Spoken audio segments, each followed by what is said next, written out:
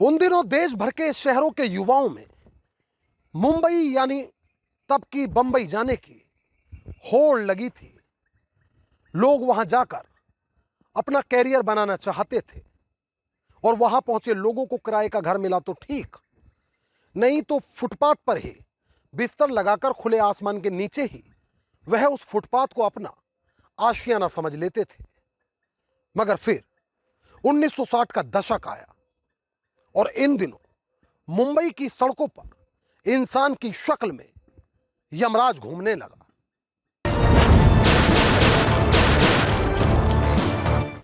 नमस्कार, आदाब दोस्तों, मैं आपका साजिद सैफी हूं और आप हमारी खास पेशकश बेपर्दा देख रहे हैं। और बेपर्दा में आज बात serial psycho killer Raman Raghav की।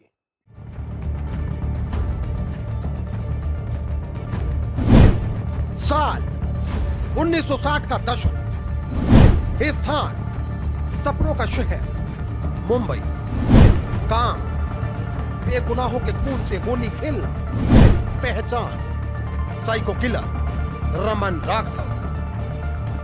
वो दिन में तो सामान्य जीवन जिया करता, मगर जैसे जैसे अंधेरा सूरज को अपनी जद में लेकर उसकी तपन उसकी अकड़ को ठंडा करके आसमान को एक सियाह चादर में ढकने लगता, मानो यह सब देख उसकी कैफियत भी बदलने लगती। दिन में बेहद मामूली और सामान्य दिखने वाला ये नौजवान मानो रात में अपने आप में नहीं रहता।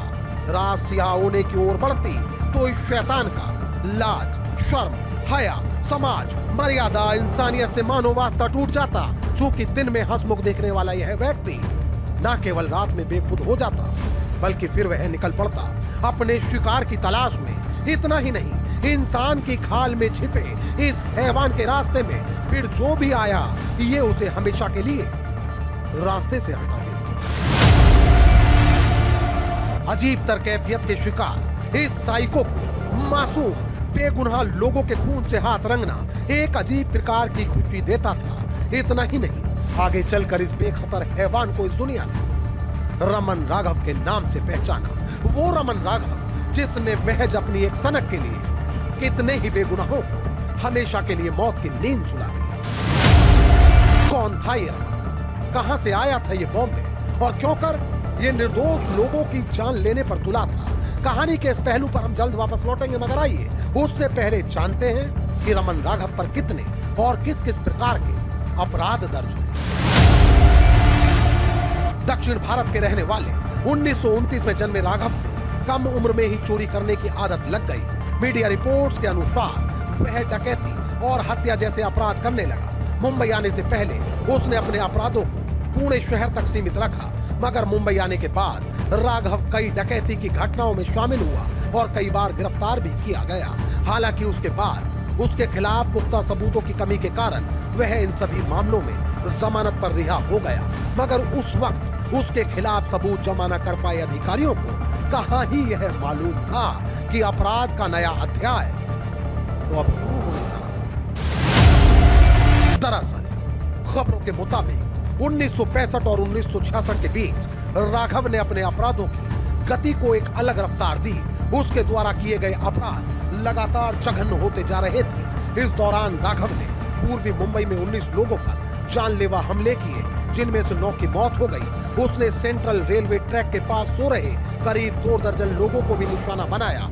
मुंबई की सड़कों पर सो रहे लोगों पर हमले और हत्याओं की खबरों ने पूरे शहर को सन्न कर दिया। यहाँ तक कि पुलिस भी इस बात को लेकर हैरान थी कि आखिर रात के अंधेरे में फुटपाथ पर सो रहे लोगों पर क्रूर हमलों के पीछे कौन है। एक तरफ जहां पुलिस हत्यारे को पकड़ने में नाकाम थी, तो वहीं दूसरी ओर सीरियल किलर को लेकर मुंबई में अलग अलग अफवाहें फैलने लगी। यहाँ तक की चर्चा हो गई कि ये हत्यारे के पास कोई अलौकिक शक्तियां हैं। खैर, अब मुंबई में रमाकांत कुलकर्णी नाम के एक नए और युवा अधिकारी को नियुक्त किया गया, जिन्होंने मामले की गहराई से जांच की तो सभी हमले समान नजर आए। अब उन्होंने बिना देरी किए राघव के हमले में बचे जिंदा लोगों की मदद से उसका स्केच तैयार कराया। इसके बाद उसके प्रिंट जहां थानों में लगवाए गए, तो वहीं तेज तर्रार अधिकारियों को हमेशा उसकी स्केच साथ रखने के निर्देश दिए गए।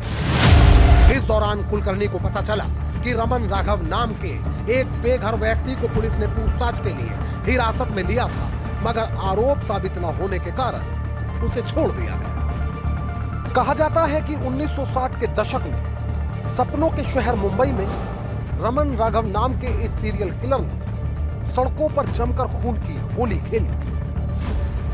मीडिया रिपोर्ट्स के मुताबिक अपनी एक सनक के चलते इसने कितने ही निर्दोष लोगों की जान ले ली।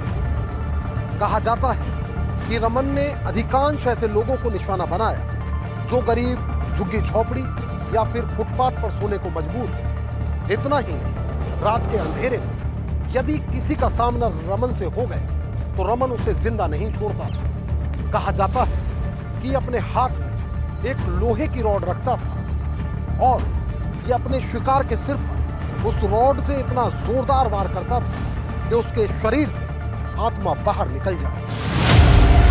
दरअसल मुंबई जैसे बड़े शहर में बेघर सीरियल किलर को ढूंढना पुलिस के लिए एक चुनौती बना हुआ था। वहीं समय बीतने और मुसलसल लाशों की संख्या बढ़ने के साथ अब पुलिस द्वारा पूरे शहर में बड़े पैमाने पर एक तलाशी अभियान चलाया गया। पुलिस ने राघव की तलाश में हर उस जगह दबिश दी जहां पुलिस के खबरियों ने उसके होने की आशंका जताई। संदिग्ध हत्यारे की तस्वीर टास्क फोर्स के प्रत्येक सदस्य को वितरित की गई तथा प्रेस के माध्यम से जनता से आग्रह किया गया कि वे ऐसी कोई भी जानकारी तुरंत पुलिस को उपलब्ध कराएं जो उसे पकड़ने में सहायक साबित हो। अब जहां रमन राघव बिल्कुल शांत बैठा था तो वहीं मुंबई पुलिस उसके द्वारा कोई गलती होने का इंतजार कर रही थी और फिर वो घड़ी आई जब आखिरकार पुलिस का इंतजार खत्म हुआ।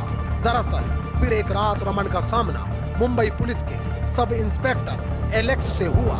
असल में यहाँ पुलिस का टास्क फोर्स में रमन का स्केच वितरित करना मददगार साबित हुआ। कई मीडिया रिपोर्ट्स में दावा किया जाता है कि अपनी गिरफ्तारी के बाद रमन ने पुलिस से खाने में चिकन और सिर में लगाने के लिए नारियल का ऑयल मंगाया। खाना खाने और शरीर पर नारियल का तेल लगाने के बाद राघव ने कुछ देर तक शीशे में देखा और फिर पुलिस अधिकारियों को घूरते हुए बोला, अब बताओ तुम लोग क्या चाहते हो। कहा जाता है कि इसके बाद उसने अपने द्वारा 40 हत्याएं किए जाने की बात कबूली की, जिसके लिए शुरुआत में उसे फांसी की सजा सुनाई गई। हालांकि बाद में मनोचिकित्सक द्वारा की गई जांच में रमन को मनोरोगी पाया गया, जिसके बाद उसकी सजा उम्र कैद में तब्दील हो गई। इसके बाद उसे पुणे की यरवदा जेल में भेज दिया गया, जहां कई सालों तक उसका इलाज भी चला और फिर साल 1995 में साइको किलर रमन राघव की किडनी की बीमारी के चलते मौत हो गई। कहा जाता है कि रमन ने 40 हत्याएं कबूली थी, मगर ये आंकड़ा उससे बड़ा, बहुत बड़ा हो सकता है। दोस्तों, आज की ये सच्ची कहानी मुंबई के serial psycho killer Raman Raghav की है। इस रिपोर्ट को लेकर आपकी क्या राय है वह आप हमें कमेंट करके जरूर बताएं। और यदि आप हमारी कहानियां पसंद करते हैं तो हमें सपोर्ट कीजिए। हमारे वीडियो के लिंक को अपने दोस्तों और रिश्तेदारों में भी शेयर कर दीजिए। मोहित भाटी के साथ अमजद राना, क्राइम स्टोरीज अड्डा। तो दोस्तों, फिल वक्त मुझे दीजिए इजाजत। लेकिन यदि आप क्राइम स्टोरीज अड्डा पर बेपर्दा के और भी एपिसोड देखना चाहते हैं तो हमारे चैनल को तुरंत सब्सक्राइब कर लीजिए, बेल आइकॉन दबा दीजिए। इस रिपोर्ट को लेकर आपकी क्या राय है वह आप हमें कमेंट करके जरूर बताएं। और यदि आप चाहते हैं कि हमारे चैनल पर क्राइम स्टोरीज का सिलसिला आगे भी बदस्तूर मुसलसल जारी रहे तो हमें सपोर्ट करिए। हमारे वीडियोस के लिंक को ज्यादा से ज्यादा लाइक और शेयर करिए। एक और नई कहानी के साथ हमारी आपसे फिर होगी मुलाकात और क्राइम स्टोरीज अड्डा पर फिर एक नया चेहरा होगा बेपर्दा। तब तक के लिए आदाब, नमस्कार, जय हिंद।